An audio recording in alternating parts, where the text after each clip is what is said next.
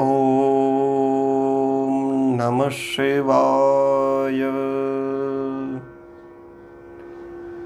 ॐ नमः शिवाय। ॐ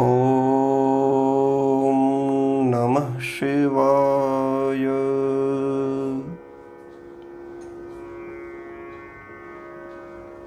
नमः शिवाभ्यां नवयौवनाभ्यां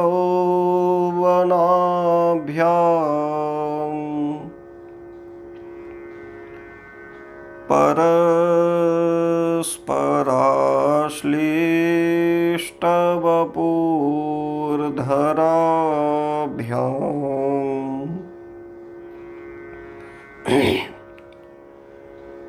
नगेन्द्रकन्या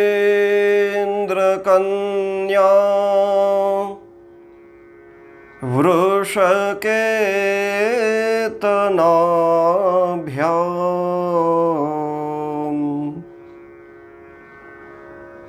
नमो नमः शङ्करपार्वतीभ्याम्।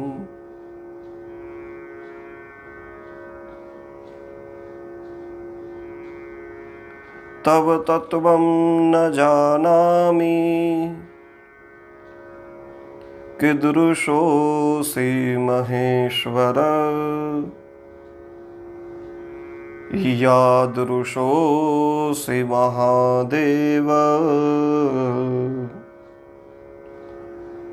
तादृशाय नमो नमः।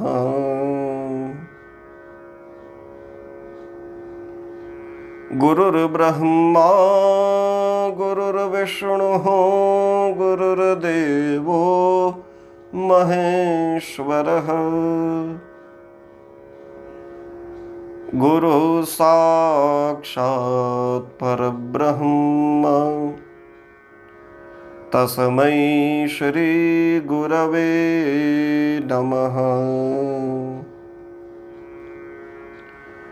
महेशान्ना परो देवो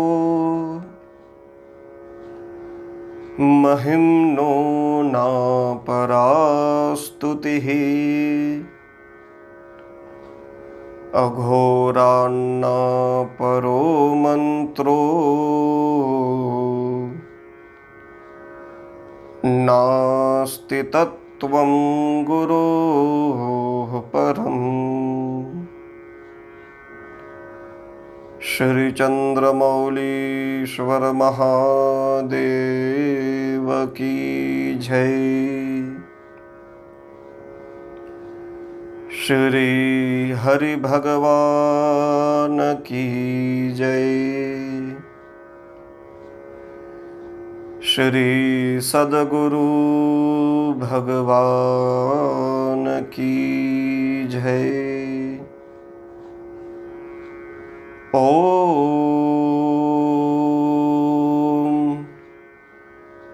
नमः पार्वतीपतये हर हर महादेव हर।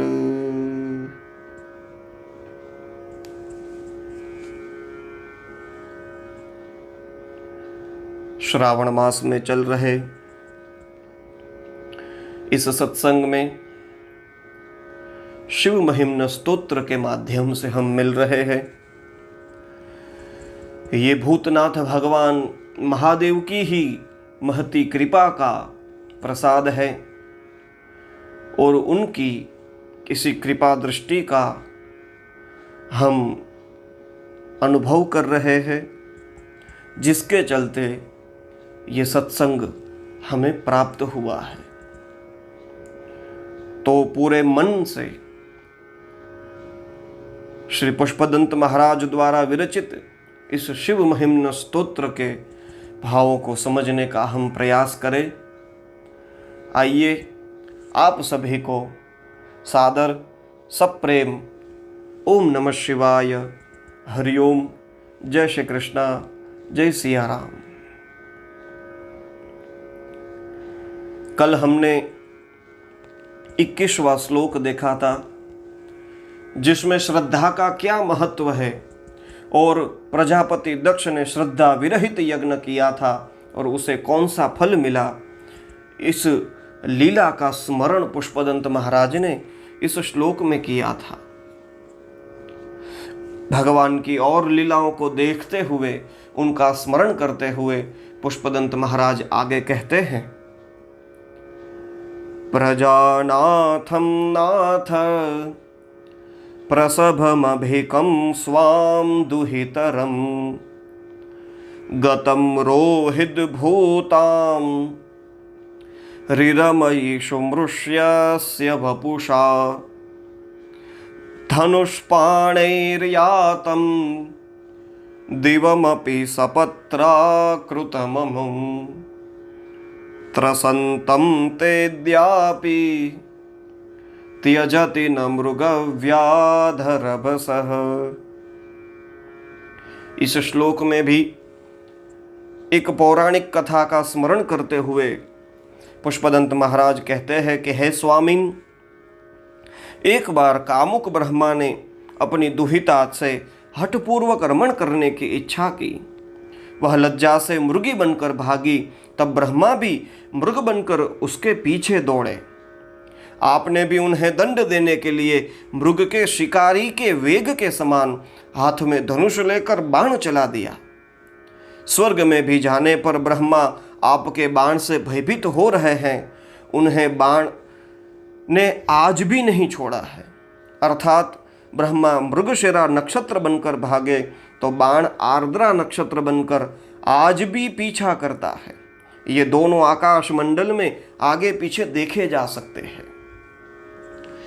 ब्रह्मा जी के लिए यह कथा मिलती है कि जब सृष्टि का प्रारंभ कर रहे थे, तब एक बार संध्या के समय में, जब सायंकाल और प्रातः काल की संधि हुई, रात्रि और दिवस की जब संधि होती, उस संध्या के समय में एक संध्या नामक देवी प्रकट हुई और उनके रूप को देखकर ब्रह्मा जी उसमें मोहित हो गए और उनके पीछे, उनके साथ, उनके लिए रमण करने के लिए भागे हैं।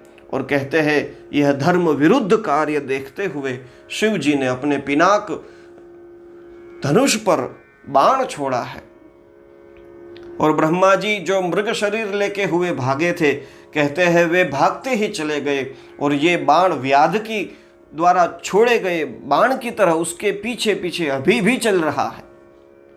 ब्रह्मा जी तीनों लोक में घूमे हैं, कहीं उसको शरण नहीं मिली है।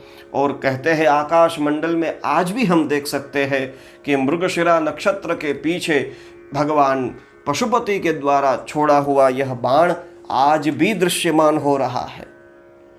तो भगवान, आप धर्म की रक्षा करने के लिए यदि ब्रह्मा को भी दंड देना पड़े तो आप पीछे नहीं हटते हैं।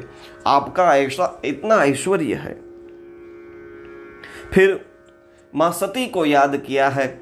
अर्ध नर नारीश्वर भगवान के स्वरूप को याद करते कहते हैं, स्वलावण्या शंसा धृत धनुषमहनाय तृणवत् पुरः प्लुष्टं दृष्ट्वा पुरमथन पुष्पायुधमपि यदि स्त्रैणं देवी यमनिरत देहार्धघटनादवैति त्वामद्धा बत वरद मुग्धा युवतयः। अच्छा भाव प्रकट किया है पुष्पदंत महाराज ने। वे कहते हैं, स्वलावण्य आशंस आद्रुत धनुष महनाय।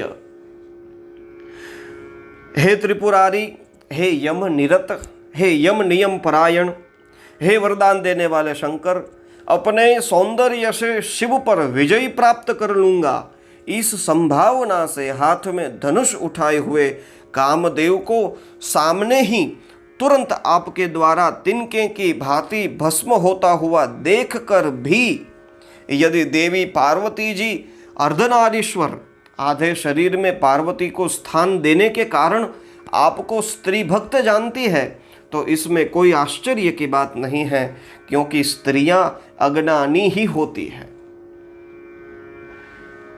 शिव जी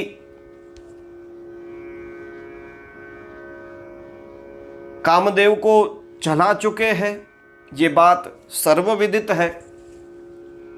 लेकिन फिर भी जब पार्वती जी के साथ उन्होंने विवाह किया, पार्वती जी को अपने स्वरूप का ज्ञान दिलाया, तदनंतर महादेव ने उनको अपने आधे शरीर में स्थान दिया है। इसलिए हम शिव और शक्ति को भिन्न नहीं मानते हैं, वे दोनों एक ही है। इसी ऐक्य को दिखाने के लिए शिव जी ने सती को और पार्वती को अपने आधे शरीर में स्थान दिया है। लेकिन पुष्पदंत महाराज कहते हैं कि ये आधा स्थान मिलने पर यदि मां पार्वती को यह अभिमान आ जाए और वे ये सोचने लगे कि भाई शिव जी तो स्त्रैण है, वह तो मेरे परवश हो चुके हैं, मैं जैसा करना चाहती हूँ वैसा वे करते हैं, मैं जैसा कहती हूँ वैसा वे सुनते हैं, तो मुझे कहने में क्षमा करें, लेकिन कहा है मुग्धा युवतयः, युवतियाँ मूर्ख होती है। अर्थात कहने का मतलब है कि स्त्री ये समझ ले, माँ पार्वती यह समझ ले कि शिव जी मेरे वश में हो गए हैं, तो ये बात गलत है, क्योंकि उन्होंने ये देखा भी है अपनी आंखों के सामने। और ये सर्वविदित बात है कि साक्षात कामदेव जब आपने अपना तीसरा नेत्र खोला था तो उसको भस्म कर दिया था। तो जो कामदेव को जला के राख कर देता है, ऐसे शिवजी क्यों क्या काम के वश हो सकते हैं? कभी नहीं हो सकते। प्रभु आपने तो प्रेम से, आपके हृदय में जो सती के प्रति, पार्वती के प्रति प्रेम है, उस प्रेम को प्रस्थापित करने के लिए, उसी प्रेम को दिखाने के लिए आपने उनको आधा स्थान दिया है। ऐसा एक श्लोक में पुष्पदंत महाराज भगवान की काम विजयी लीला का स्मरण करते हुए अर्ध नर नारीश्वर स्वरूप का दर्शन करते हैं। फिर भगवान का यह दिव्य सगुण साकार स्वरूप है। पुष्पदंत महाराज कहते हैं, श्मशानेष्वा क्रीड़ा स्मरहर पिशाचः सहचरा चिता भस्मालेपः स्रगपिन्द्रुकरोटी परिकरः अमंगल्यं शीलं तव भवतु नामैवमखिलं तथापि स्मर्तॄणां वरद परमं मंगलमसि। पुष्पदंत महाराज कहते हैं, प्रभु हे काम रिपु, हे वरदान देने वाले महादेव, स्मशानेषु आक्रीड़ा, आप स्मशानों में क्रीड़ा करते हैं। शिव जी का स्थान कहाँ है? कहाँ? स्मशान में रहते हैं। वैसे जब शिव पार्वती की विवाह की बात चलती है तो कथा भी आती है और वक्ता अपने भाव से प्रकट करते हुए कहते भी है कि जब शिव जी ने बारात सजाई तो देवता अपने एक स्थान पे खड़े हो गए और विष्णु भगवान ने कहा कि शिव जी के साथ हम नहीं जाएंगे, क्योंकि उनका श्रृंगार ऐसा था, हाथ में भी सर्प, गले में भी सर्प, कटी में भी वो चर्म बांधने के लिए सर्प बांधा हुआ था, जनेऊ के लिए भी 3 सर्प जोड़े हुए थे, भस्म रमाए हुए थे शरीर में। और विष्णु भगवान वैसे ही हंसते हंसते कहने लगे कि ऐसा दूल्हा कहाँ मिलेगा। यदि हमें हिमालय के घर पे जाकर और कुछ आगता स्वागता का हमें यदि उपभोग करना है तो या तो शिव जी के पहले चले जाना पड़ेगा, क्योंकि मुझे नहीं लगता कि यदि शिव जी को देख लेंगे हिमालय की प्रजा तो फिर वे और कुछ आगता स्वागता करने के लिए उनमें प्राण बचेंगे। इसी सोच के साथ विष्णु भगवान आगे चल दिए, ब्रह्मादि देवता सब आगे हो गए, इंद्रादि देवता भी आगे चल गए। तब विष्णु शिव जी को लगा कि अरे मैं तो अकेला हो गया। नंदी ने कहा, प्रभु देखो ये सब देवता मिल चुके हैं, आपको अकेला छोड़ के चले गए, बारात आपकी, दूल्हा आप, और वे ऐसे अकेले ही चले गए। तब शिव जी ने सभी प्रेत भूत पिशाच आदि अपनी जो साथी है उन सबको बुलाया है और पूरा सेवक गण साथ में चलते हुए शिव जी के साथ गए हैं। और जैसे ही मैना हाथ में थाली लेके हुए स्वागत करने के लिए आई, एक एक देवता को देखे तो लगा कि अच्छा ये है शायद, लेकिन कोई देवता उसमें से दूल्हा नहीं निकला। और जब आखिर में नंदी पे उल्टे बैठे हुए शिव जी को देखा, कहते हैं मैना के हाथ में से थाली गिर पड़ी। उसने कहा, अरे ये नारद का मैंने क्या बिगाड़ा था, उसने मेरी बेटी को इसके साथ शादी करने के लिए मुझे प्रेरित किया। और कोप भवन में क्रोध कर रही है। तब नारद जी आके समझाते हैं कि आप जिस पार्वती को अपनी बेटी समझते हैं वह आपकी बेटी नहीं है, वह तो जगदम्बा है। और फिर सब शांत हुआ। प्रजा को लगा कि अच्छा अब है आनंद की बात। फिर शिव जी को बुलाया गया। देवता सब अपने अपने स्थान पे चले गए थे। किसी ने जाके पूछा कि अरे आप सब तो ठीक है, अपने अपने महलों में रह रहे हैं, लेकिन ये दूल्हा कहाँ गया, दूल्हा क्यों नहीं मिल रहा। हर महलों में जाके ढूंढते हैं, कहीं भी शिव जी का पता नहीं चलता है। तब किसी ने विष्णु भगवान से पूछा कि हे नारायण, ये शिव जी कहाँ मिलेंगे। तब विष्णु भगवान ने कहा कि यदि शिव जी को ढूंढना है तो आपके हिमालय में कहीं श्मशान है। हाँ है। अच्छा, उसी स्थान पर बैठे होंगे। और सही बात थी, जहाँ पे जैसे ही मैना के हाथ में से थाली गिर गई, सब बेसुध होके गिर पड़े। तब शिव जी ने कहा, अच्छा कहाँ पे रहना है, कहाँ जाना है, हमें क्या पता, एक काम करो, चलो हमारा निवास स्थान तो हर गांव में होता ही है। और उस श्मशान में जाके वे रहते हैं। श्मशानेश्वा क्रीडा, वहीं पे वे विहार करते हैं। हे स्मरहर, हे काम को हरण करने वाले, पिशाचाहा सहचराहा, आपके साथ रहने वाले भी वैसे ही भूत प्रेत पिशाच आदि है। चिता भस्मालेपह, और जो मुर्दा जल गया है उसी मुर्दे की जली हुई जो राख होती है, उसी भस्म को आप अपने शरीर पर लगाए उसको लगा के रखते हैं। देखो वैसे तो भगवान कर्पूर गौरम है, रजत गिरिनिभम कहा गया है। जैसे चांदी का पर्वत चमक रहा हो, ऐसा दिव्य सुंदर स्वरूप है शिव जी का। लेकिन ये यहां पे क्या कर रहे हैं, अपने पूरे शरीर पे भस्म रमा देते हैं। और ये भस्म क्यों रमाते हैं, शिव महापुराण में बड़ा ही दिव्य अर्थ दिया है। भगवान स्वयं कहते हैं कि मनुष्य का जब पूरा शरीर शांत हो जाता है तब पंच महाभूत में विलीन हो जाते हैं। और इसके बाद उस पंच महाभूत का सार तत्व जो बचता है वही यह भस्म होती है। और जो मेरा भक्त है, जो मेरा प्रिय है, ऐसे मेरे भक्त का वह सार तत्व भी मुझे पसंद है, इसलिए वह उस सार को अपने शरीर में रमाते हैं।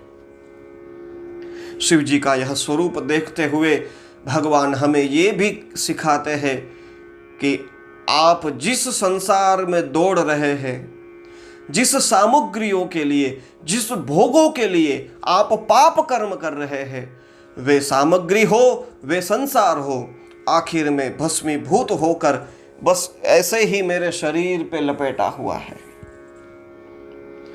तो ऐसे भगवान चिता भस्मालेपः, शिव जी के मंदिरों में तो ऐसे भस्म की आरती भी की जाती है। और इतना ही नहीं, सृगपि नृकरोटी परिकरः, मनुष्यों की खोपड़ी की माला आपने उसकी माला धारण की हुई है। वैसे पुराणों में भी कथा मिलती है और पंडितों से सुना भी है कि भाई ये इतनी सारी वो खोपड़ी की माला जब पहनी हुई थी और पार्वती माँ जब पास में आके बैठ गई, तब पार्वती माँ ने कहा कि ये क्या है, पूरे शरीर में भस्म रमाए हुए बैठे हो, कोई पास में आ नहीं सकता आपके पास, दूर से ही आपका दर्शन करता है। अरे ये गणेश और कार्तिकेय आदि बच्चे आपको देख के डर जाएंगे, और ये खोपड़ियों की माला क्यों धारण करके रखी है। तब शिव जी कहते हैं, देवी ये माला तो मैंने इसलिए धारण करके रखी है क्योंकि मैं आपसे बहुत प्रेम करता हूं। पार्वती जी ने कहा, मुझसे प्रेम और ये खोपड़ियों की माला, इससे क्या संबंध है? तब भगवान दिव्य दृष्टि देते हुए पार्वती जी से कहते हैं, देवी देखो, पूर्व काल में आपने जितने जितने जन्म लिए हैं, उन जन्मों में आपने जिस शरीर को त्याग किया है, उस शरीर की ही ये खोपड़ियां हैं और उसको मैं अपने सीने से लगा के रखता हूं। तो वैसे स्रगपि नृकरोटी परिकरः, ऐसा वैश्य है आपका अमंगल्यम शीलम। यदि आपके इस शील को, आपके इस स्वरूप को देखा जाए तो वे तो अमंगल है। किंतु भवतु नामैवम अखिलम, इसमें यदि नाम मात्र से देखा जाए तो इसमें कुछ ऐसा नहीं है जो मंगलकारी हो। किंतु तथापि हे प्रभु, स्मर्तॄणाम, जो आपका स्मरण करते हैं उनके लिए हे वरद परमं मंगलमसि, आप केवल मंगलकारी नहीं, परम कल्याणकारी है। बस स्मरण करना है। स्वरूप चाहे जैसा हो, उसमें हम अपनी बुद्धि को यदि स्थिर करेंगे तो उस स्वरूप के द्वारा हमें जो स्मरण से प्राप्ति होती है, उस स्मरण की ही बात यहाँ पे पुष्पदंत महाराज करते हैं। वैसे आपका स्वरूप तो अमंगल दिखता है, लेकिन ये स्वरूप अमंगल होते हुए भी जो व्यक्ति आपका स्मरण करता है, कहते हैं उसको स्मरण करने मात्र से ही आप पूर्ण फल देने वाले होते हैं। इस तरह इस श्लोक में भगवान का स्मरण मंगलकारी है, इस भाव को बड़े ही चतुरतापूर्ण रीति से और भगवान के दिव्य स्वरूप का दर्शन कराते हुए पुष्पदंत महाराज ने स्थापित किया है।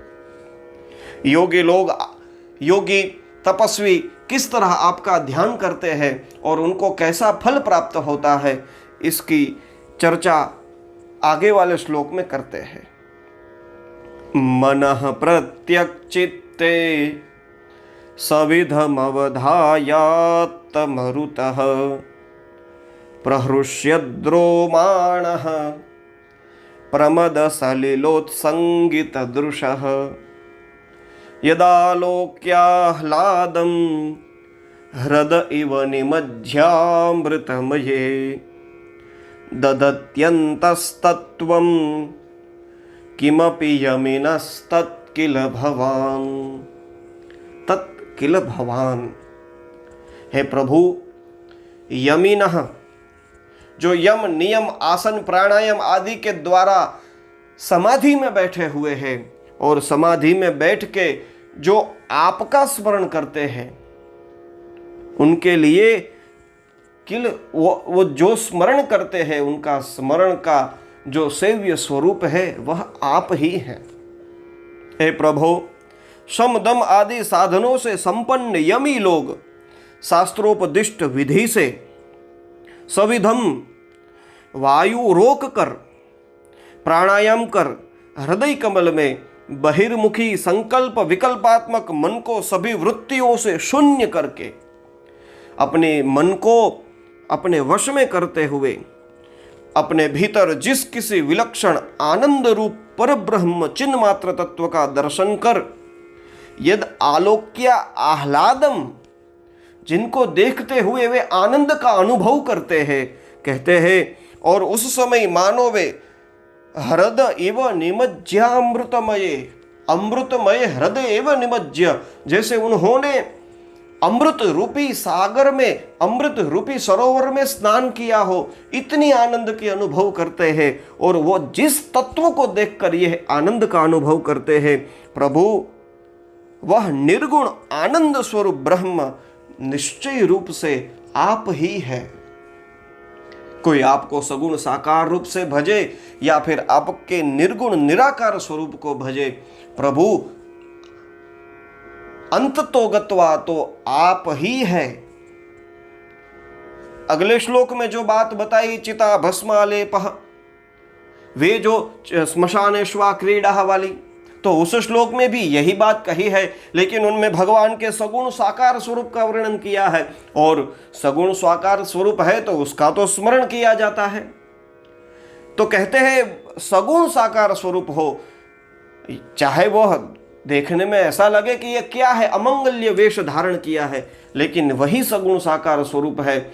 उनका स्मरण करने मात्र से आप उनको मंगल प्रदान करने वाले बनते हैं। और एक तरफ ये जो निर्गुण निराकार स्वरूप है, प्रायः सभी देवताओं की मूर्तियों की पूजा की जाती है, शिव जी के लिंग की पूजा की जाती है। मूर्तियों की पूजा है, मूर्ति में स्वरूप दिखाई देता है, और शिव लिंग है, कहते हैं वह भगवान भोलेनाथ के निर्गुण साकार स्वरूप का प्रतीक है। उसको हम लिंग रूप में देख सकते हैं। तो शिव जी हमारे सामने जो ये श्मशानेश्वर क्रीड़ा वाला रूप है वे भी दिखाते हैं, और यदि हमें पूजा करनी है तो एक सामान्य लिंग के रूप में भी वे हमारे बीच में प्रस्थापित हो जाते हैं। कभी कभी योगी जन, तपस्वी जन आकाशात्मक लिंग का दर्शन करते हैं। शिव महापुराण में तो यहां तक लिखा गया है, इस संसार में जो कुछ जड़ या चेतन तत्व है वे सब कुछ शिवलिंग ही है। उसी के द्वारा हम जो कुछ भी पूजा करते हैं वह शिव जी की ही पूजा होती है।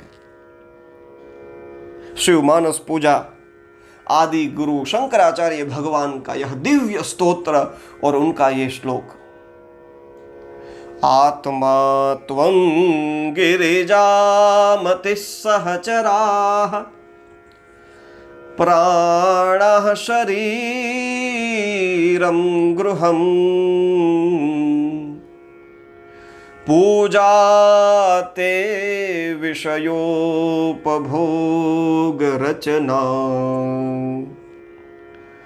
निद्रा समाधि स्थितिः संचारः पदयोः प्रदक्षिण विधिः स्तोत्राणि सर्वागिरो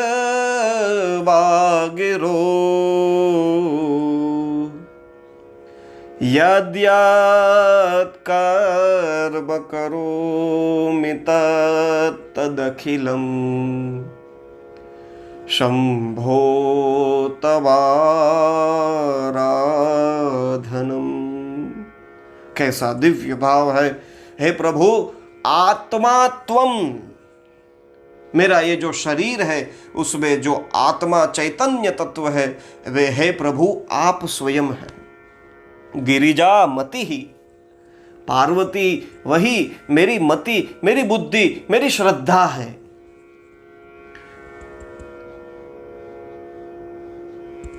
प्राणः सहचराः, ये जो प्राण चलते रहते हैं वे सहचर है, आपके साथ रहने वाले हैं।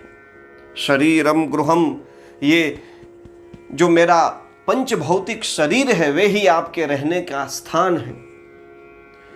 आत्मा त्वं गिरिजामति सहचरा प्राणा शरीरम गृहम पूजाते विषयोपभोग रचना। जिन जिन विषयों का हम उपभोग करते हैं, अपने शरीर में कुछ अन्न को खिलाते हैं, तो वे अन्न भी हे प्रभु आपकी पूजा है। और जब मैं सो जाता हूं तो मेरी निद्रा ही समाधि स्थिति ही, वे समाधि है।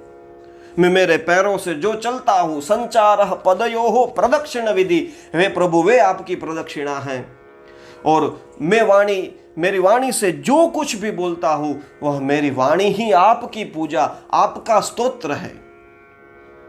इस तरह मैं जो जो कर्म करता हूं, जितना भी कर्म करता हूं, वह पूरा कर्म यद्यत् कर्म करोमि तत्तदखिलम् शंभो तवाराधनम्, हे प्रभु वे आपकी ही पूजा है। तो इस तरह परमात्मा को हम आत्मा के रूप में जाने या उसी परमात्मा के सगुण साकार स्वरूप को भजे। सगुण साकार स्वरूप का स्मरण होता है।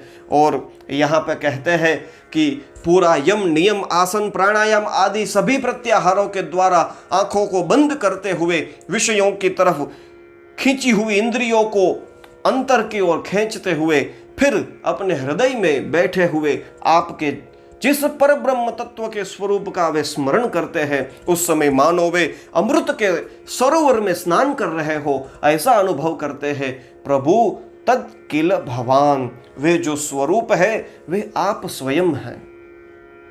ऐसा दिव्य शिव जी का महत्व है। चाहे उनके सगुण साकार स्वरूप को भजो, चाहे उनके निर्गुण निराकार स्वरूप को भजो, दोनों रूप में वे ही हमारा कल्याण करने वाले हैं।